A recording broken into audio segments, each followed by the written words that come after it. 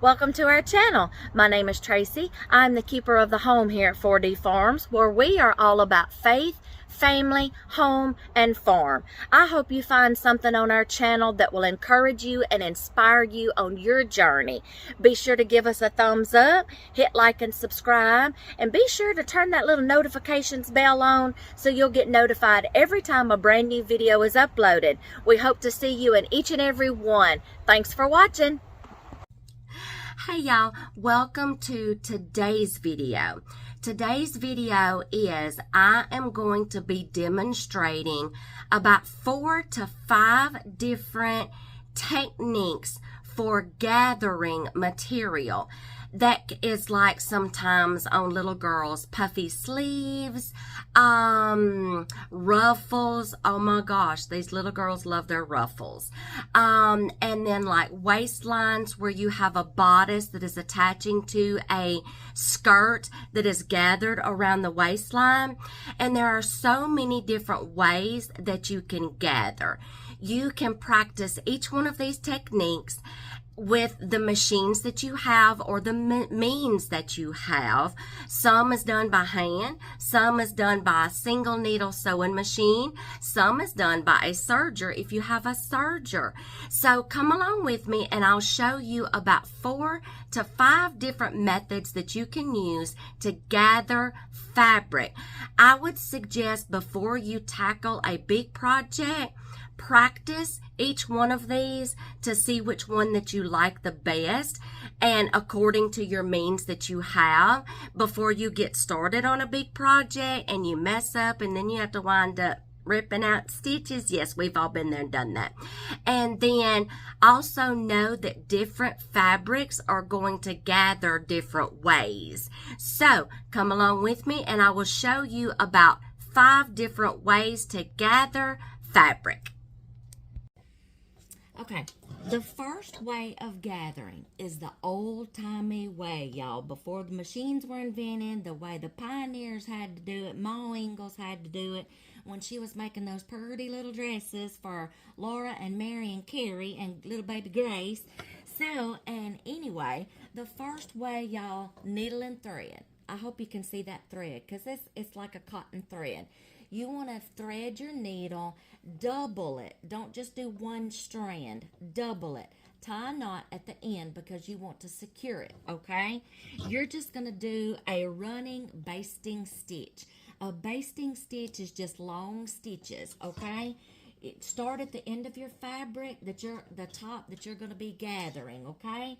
You're just going to walk it through and take long stitches. You see how long I took? See that space in between there? Y'all, you don't have to go like this and then go down again and back through again. You don't have to keep doing that. Let me show y'all what you can do. I hope y'all can see this. Just go and just in and out, in and out. And kind of pleat it as you go. This is a fast way, y'all, to get that needle and thread in there. Now, you want to make sure, try to stay straight, okay? You do want to make sure that your needle and thread is long enough. Just pull. Okay, well, maybe not that. I just did a short one right now, y'all, just for the sake of showing y'all. Y'all see how I did that? Y'all see those long basting stitches? Okay, when you're gathering, remember me telling you to tie that knot at the end? Because when you start gathering this and you're going like this, pull your thread, pull this one or hold on to this one and start sliding it. Look at there. There's your gather. Hold on to this one because you don't want it slipping back through. See how I did that? There you go. There's you a gather. Okay? Now, I tied that knot because there's nothing more aggravating than you pulling this down this way and you don't have it knotted and then your thread is just coming all unraveled and apart, okay? You can gather as tight as you want to or as loose as you want to. See that? You can do it tight. You're going to have to shift. You're going to have to like lay it down, especially when you get ready to attach your gathering piece to your other piece of fabric, okay? So you're going to have to kind of like match. And when we do the t-shirt dresses, you will see that, okay? you're going to have to like make it fit around or along what you're sewing. Like, let me get this fabric right here. Let's just use this as a test, okay? Your gathering is going to have to run right along here, okay? All right, so you're going to have to be adjusting your fabric as you go in order to get it on that piece, okay? You're gonna have your measurements, okay? So you're gonna have to be adjusting however long you need it or however short you need it against that other piece of fabric, okay? It will all make sense when you do it. Right now, the technique is just showing you 3 to 4 different ways to gather. Okay, this is the old-timey way, okay? Now we're gonna move to 2 different ways to do it on the sewing machine, okay? Before you even start doing this on the sewing machine, the first thing that you want to make sure that you have is this kind of foot right here, or a foot that has the rectangular slot. If you've got the other foot that just has the little circle up here, you're probably not going to be able to do one of the stitches that you can do a gathering way. So just go ahead and put this foot on, okay? So mine is real easy to put on. It has that little claw clip that you let down this lever and it sets down on it, all right? So you want to take your threads. Let me reach down here and get my bobbin thread. Pull up your bobbin thread. Let me see if I can grab it without cutting it. Oh, that's short. I can't get my finger up underneath there, y'all. Come on. Grab your bobbin thread. There we go. Grab both threads. Pull. You want a long thread. Okay? Then you're going to put them off to the side. Okay? You want to set your machine on your longest stitches. So I've got to go up. That's the highest that my stitches will go, okay? So you want a long stitch, okay? Now we're just going to go down this fabric.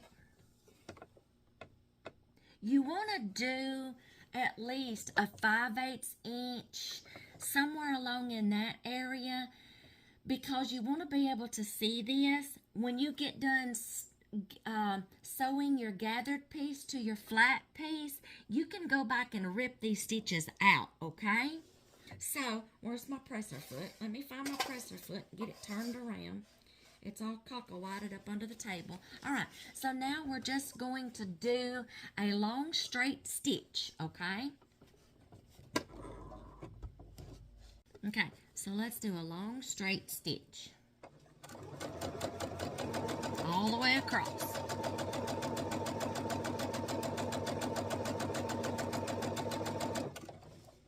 Don't cut, okay? Just raise your needle. Don't cut, okay? Pull. Pull this fabric because I like to secure my ends, y'all, and we're going to tie this end right here. Y'all, I'm telling you, there's nothing more frustrating than getting to the end or getting your gathered fabric down here on this end and it's not secure and it starts coming off, okay? Or your thread breaks. So I've got that secured right there. Now, take these strings right here. You want to find the bobbin thread. Don't pull your top thread, your needle thread. Your bobbin thread is on the bottom. Start pulling your bobbin thread very carefully and just start sliding it down. Okay? Don't pull your top thread. That's your needle thread. It'll just start coming unraveled on you. Then you just start very carefully pulling and shifting. See right here? If I didn't tie that end right there, this would just start sliding off the end and my thread would start working its way back through there. So secure your end, okay? Now, like I said on the other one, and don't let go of this thread, y'all. Don't let go of that bobbin thread, okay? You can start adjusting as you need it. You can go as tight or as loose as you need it. Okay?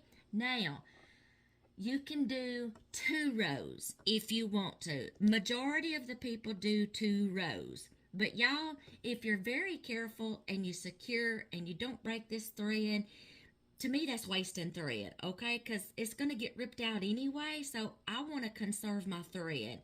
Just be very gentle. And y'all, if you don't want to use a cotton thread like this, you can use embroidery floss and it don't break, okay? So find a thicker thread or embroidery floss, and then do your gathering, okay? Same thing goes when you're going to have to join this piece to your flat piece. You're probably going to have to make some adjustments, pull it out or pull it tighter. You'll see when we start getting the dress together, okay? So there's the second way. Let me get set up for the third way, okay? All right, y'all, this next one is new to me. So we're going to learn this together, okay? Because I haven't used this one before. You have the same principle, bringing your strings this way. But don't pull them under the foot and don't pull them over this way. Let's get our fabric underneath the presser foot. Hold on to those strings. Okay? Now, we're going to hold on to these 2 threads, and I'm going to put them right between there, okay? Because what we are fixing to do is we are going to do a zigzag stitch long.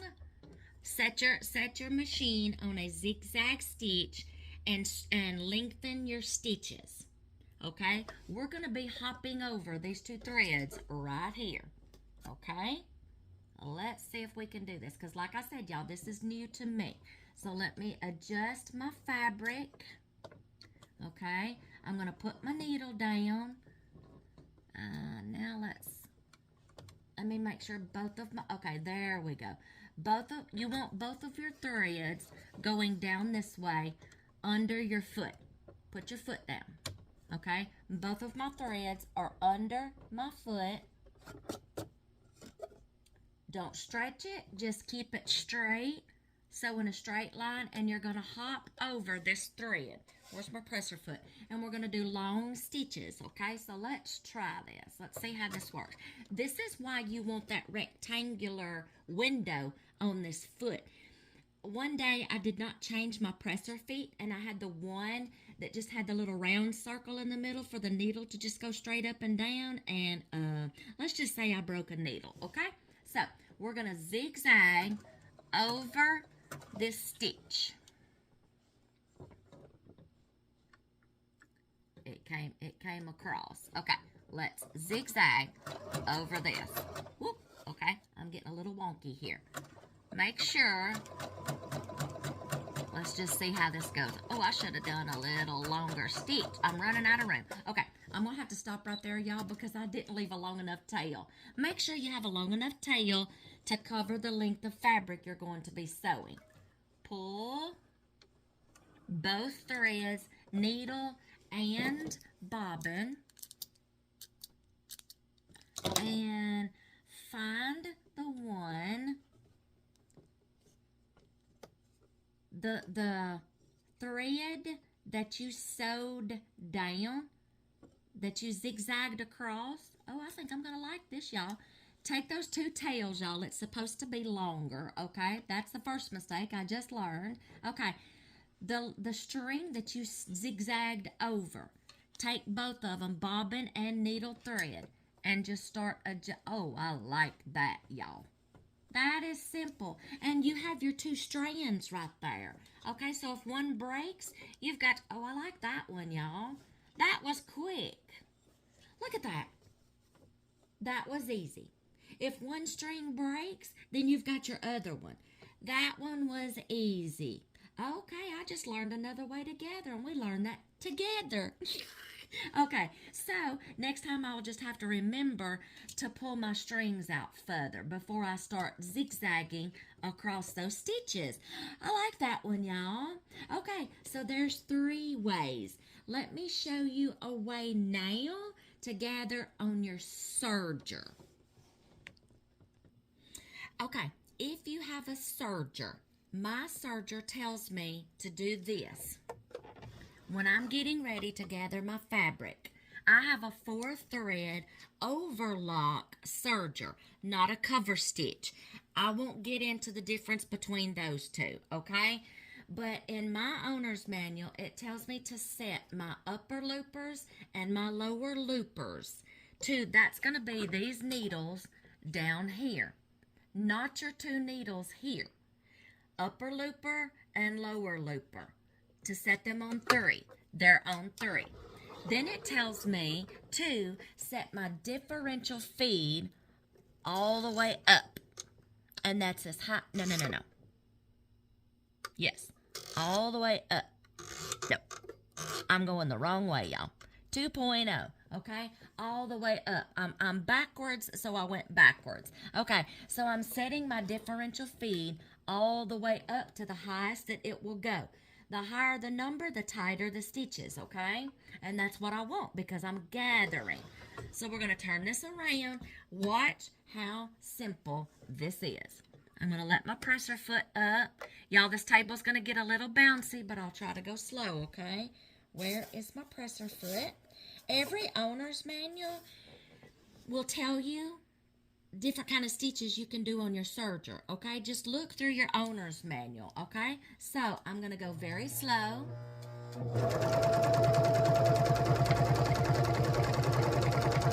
I'm sorry if you're bouncy. Give me just a second. I'm just trying to go slow so you're not as bouncy. This is a picnic table kind of like thing that I travel with. Okay. I'm going to cut my threads out. Oh, I need some sharper little snips. Okay. Y'all see that? Y'all see that perfect gather? You can't ask for better on a serger. You just manipulate your stitches, your needles, and your differential feed. Okay? So, that's the third. Oh, how many ways is that? That is like 1, 2, 3. This is the 4th way. 3rd or 4th way, y'all. I'm losing count. Let's see if there's another way.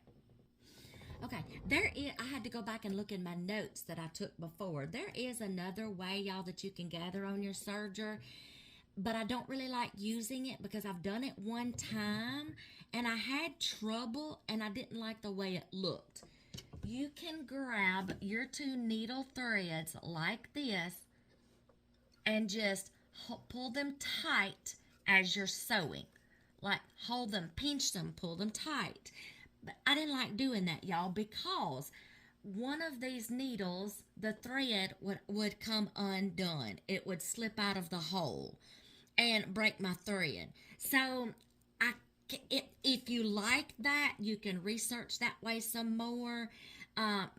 Gathering by holding your 2 needle threads.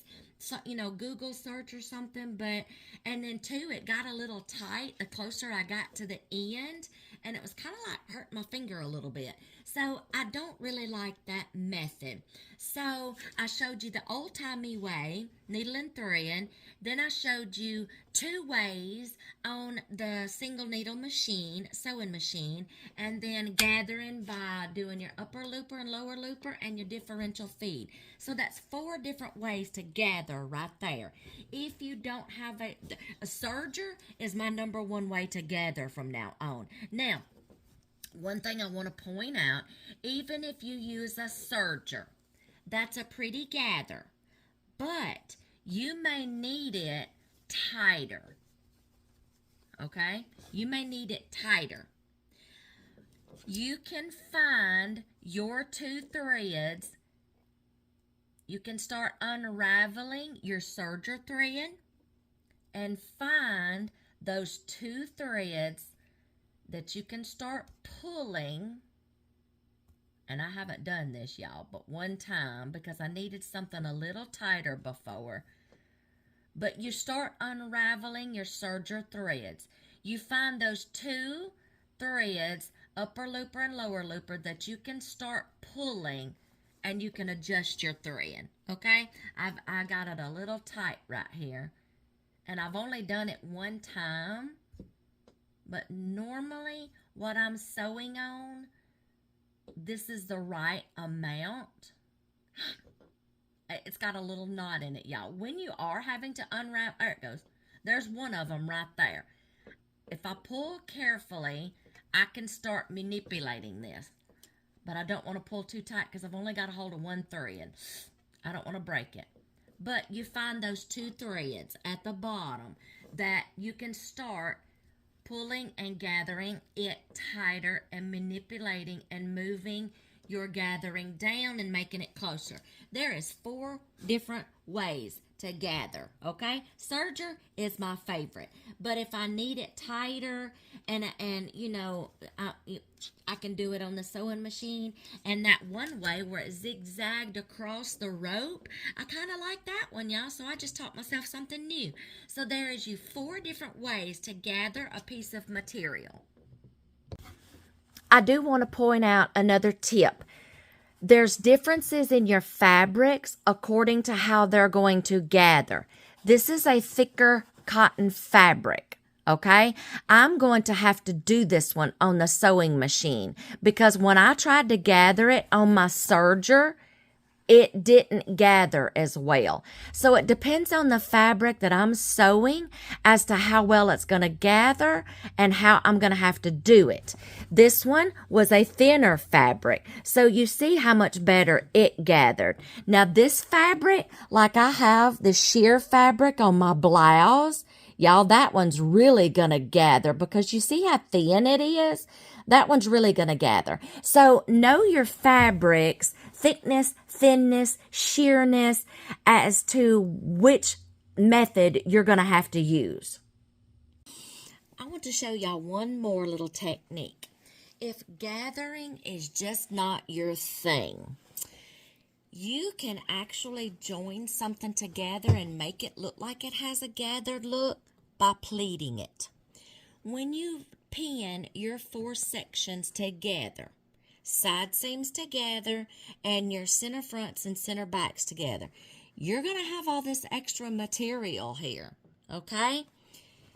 Put it up under your machine, up under your foot, and just start holding this one straight, feeding this one in, and just kind of like making little pleats.